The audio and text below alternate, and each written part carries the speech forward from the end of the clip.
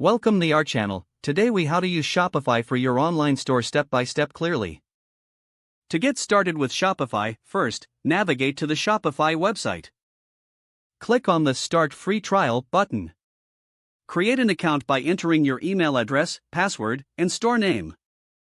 After registering, you'll be directed to the Shopify dashboard. Familiarize yourself with the interface available on the left sidebar. To add products, click on the Products option.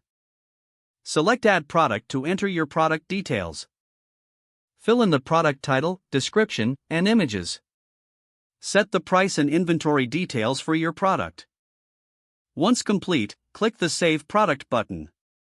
Next, navigate to the Online Store section in the sidebar. Click on Themes to choose a design for your store. Explore both free and paid themes available in the Shopify theme store. Once you find a theme you like, click Install or Customize to tailor it to your brand. Edit sections like the header, footer, and homepage content to match your style. After customizing your theme, go to the Settings section at the bottom left. Click on General to enter your store information and address.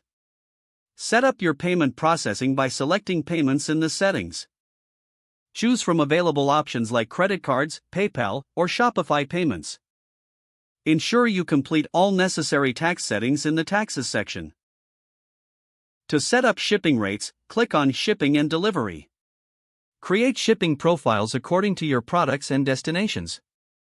Once you've configured your store, preview it by clicking on the eye icon.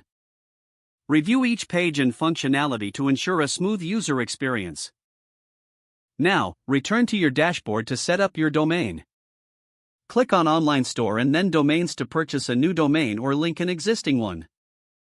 Finally, launch your store by clicking the Launch Website button when you're ready. Congratulations, your Shopify online store is now live and ready for customers.